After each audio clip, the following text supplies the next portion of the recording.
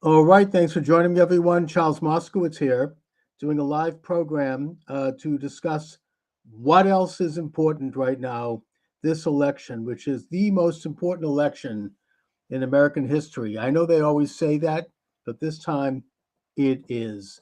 It really, I mean, this is the most important election since that of George Washington, 1796, 1798, yeah, 1795. Washington served his first term at the end of the 1790s. Let me think, 1788, 1789, George Washington. Um, and I'm looking at it both in a sense, in a sociological sense, both a macro and a micro. And I'm going to comment first on the micro and then I'll get into the macro. The micro deals with Donald J. Trump himself and the movement that he represents. The man himself is the fact that he is standing there now on the eve of this incredible comeback is nothing short of miraculous. They tried to put him in prison. They tried to bankrupt him. They tried to scrub him off the ballot. They tried to kill him twice with bullets flying. They tried everything to stop Donald J. Trump and they failed. And now he is on the cusp of making a personal comeback. And he seems to be just exuding this enormous sense of strength and stability and clarity and rationality that is unprecedented. What an amazing person Donald Trump is. Thank you. I'm also live on TikTok.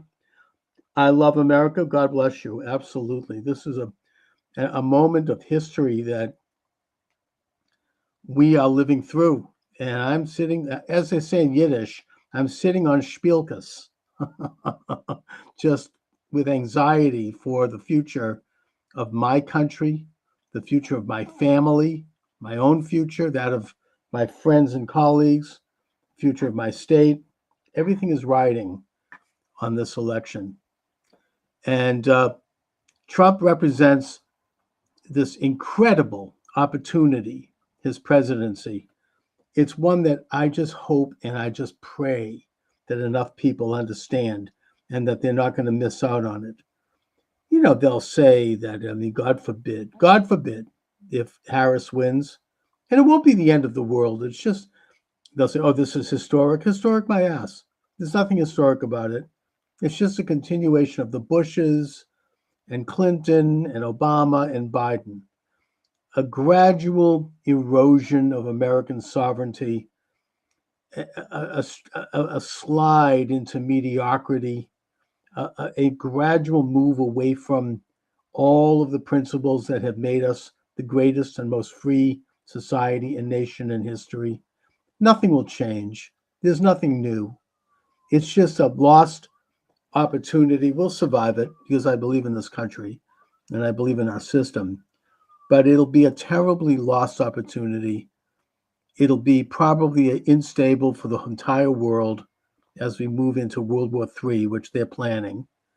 I mean, we know that Ukraine, it came out in today's Gateway Pundit, which is a good source, that Ukraine has about 6 months left before it's completely defeated. And if Harris is installed and her regime, there's going to be war. It probably will be World War III against a nuclear armed Russia. If Trump wins, there'll be peace. He'll bring Zelensky and Putin together, probably at Camp David, and he will force them to come up with a peaceful agreement. And that's in the interest of the world. Likewise with Israel. The Biden regime, whoever is running it, they released the equivalent of $800 billion in funds that had been impounded originally by Jimmy Carter during the hostage crisis to Iran. And Iran used those funds to funnel to terrorist groups like Hamas and Hezbollah and the Houthis, and the same groups that basically launched that murderous genocidal attack on Israelis on October 7th. That will stop. That will stop. And there very well may be a brokered peace in the Middle East that will include the Palestinian Arabs. This is something that people shake their heads. Oh, it's impossible. How could that be? Trump has done the impossible because Trump is a prophetic figure. He knows how to think in a way that is unlike these hacks who have populated our government all these decades and who are clinging to their rotten power. He made the embassy move to Jerusalem. He recognized the Golan Heights as part of Israel. He helped negotiate the Abraham Accords, a peace agreement between the state of Israel and 7 Arab and Muslim nations. It would be unthinkable up until Trump. So Trump can do it, and he will do it.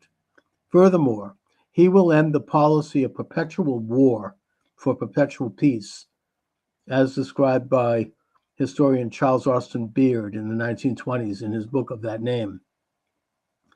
A policy that's been in place since the Wilson administration, one by which the United States engages in this constant grinding war that kills Americans and foreigners, that supplies the arms dealers and makes them rich, and that consolidates world power into the hands of this corrupt, unelected elite that is controlling this government today.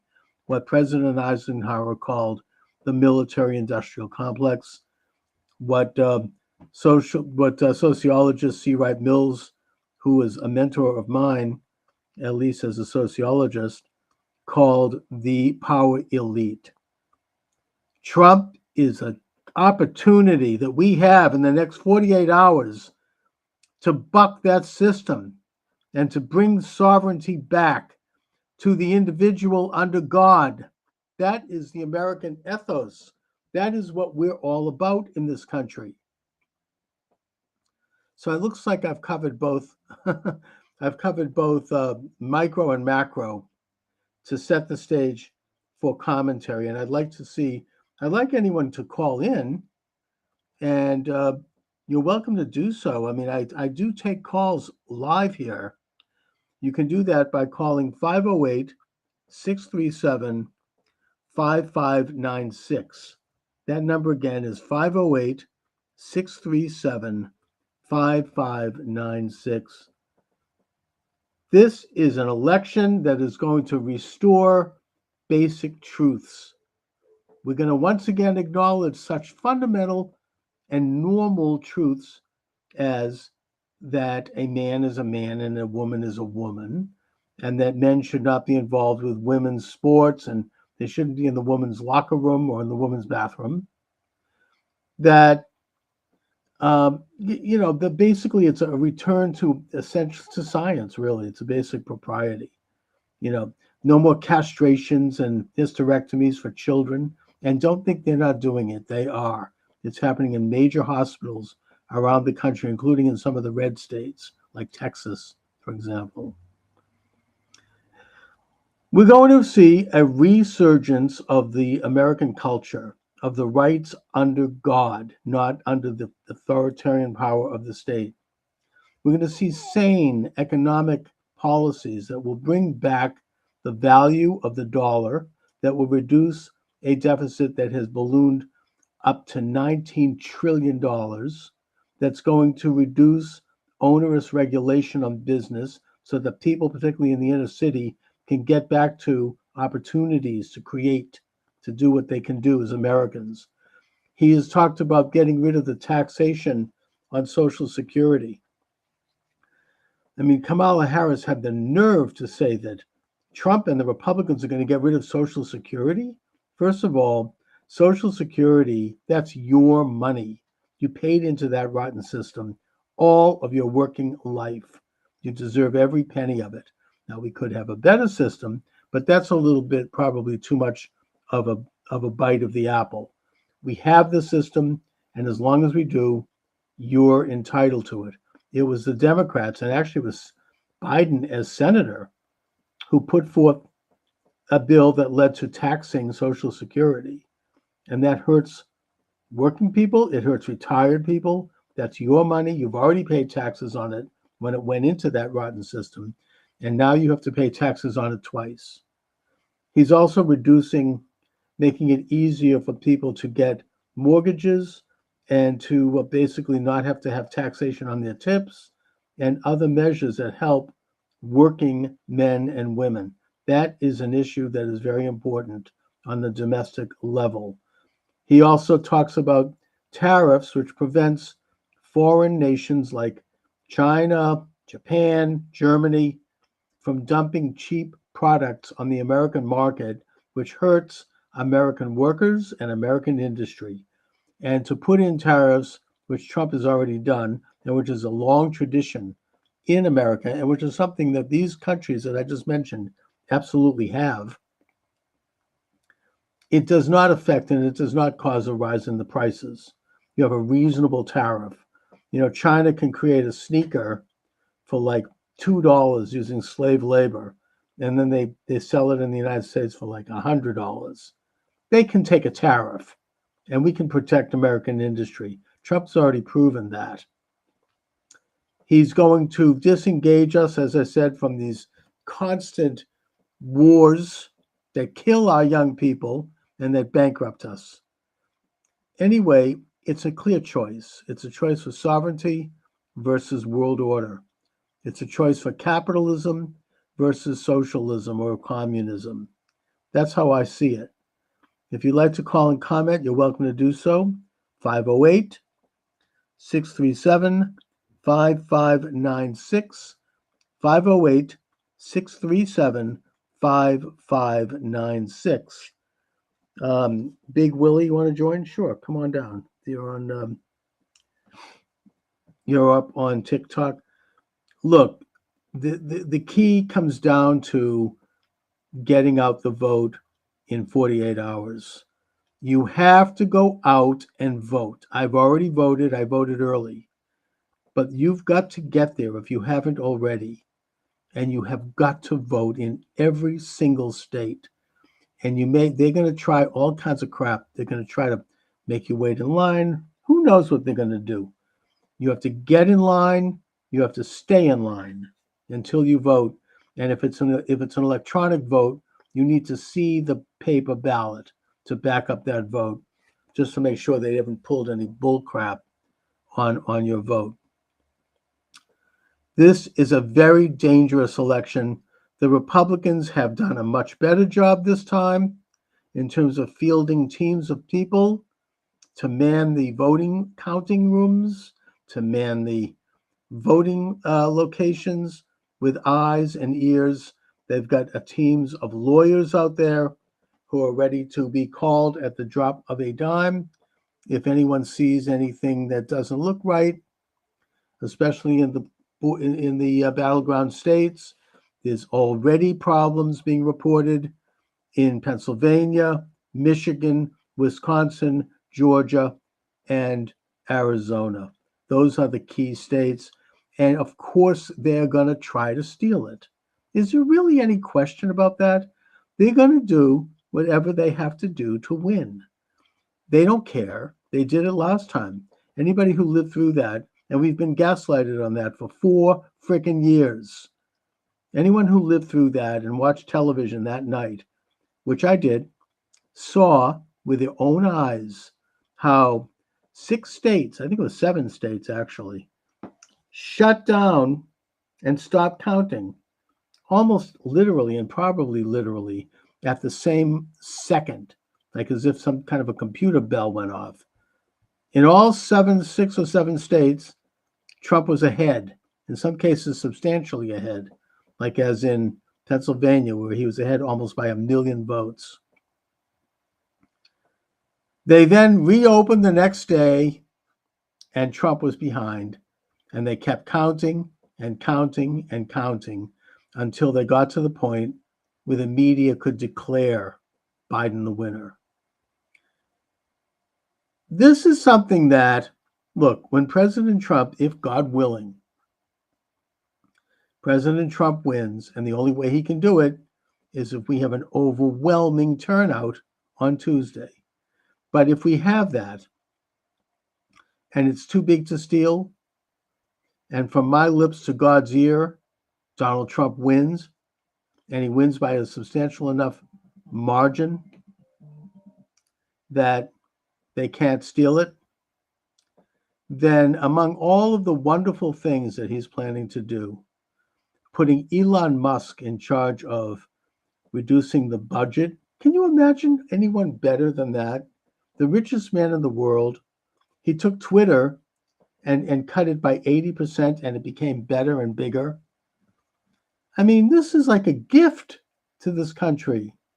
Or to have Robert F. Kennedy Jr., America's most respected environmentalist, who spent decades winning cases against big drug companies and against people who are putting poison in our foods and killing our children and making us fat.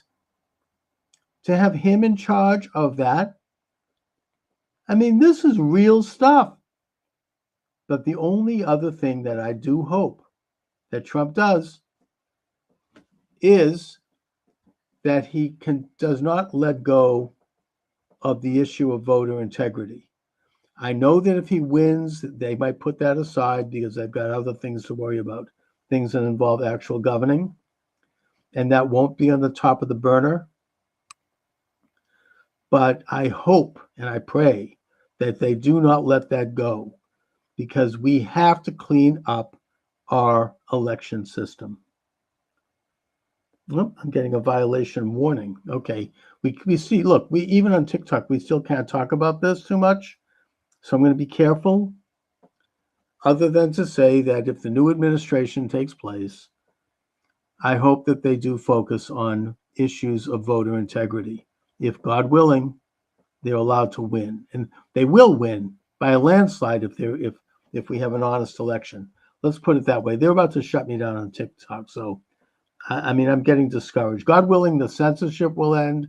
God willing, this Nazi-like fascistic censorship that has destroyed people's voices, legitimate political opinion, God willing, that will come to an end. That's not going to happen so easy. It's not going to happen. We're not going to get miracles. God willing, he wins. But if he does, we can't expect miracles overnight. You know, it's been years, decades to get us into this mess. Trump isn't going to be able to solve the problems overnight, but it could set us in the right direction.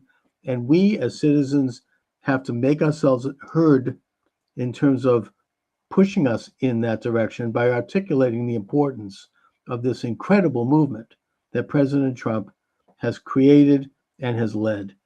Anyway, I think on that note, I feel upset that TikTok might take me down. I don't want to lose a TikTok account because I want to be here on Tuesday when on election day I conduct broadcasts and I invite people to join me. I'm in touch with some pretty interesting people to bring on as guests. And so suffice to say, get out and vote. Get out and vote on Tuesday. Bring your friends, bring your colleagues, bring your fellow workers, bring your family. Get out and vote and bring people with you. This is our one opportunity to actually engage not only in our civic duty, but in a particular action that is going to change for the better the future course of our nation, of our society, and of our own personal lives. So, on that note, I want to thank you for joining me. God bless you all. God bless our electoral system. And let's hope and keep an eye on it and protect it from evil.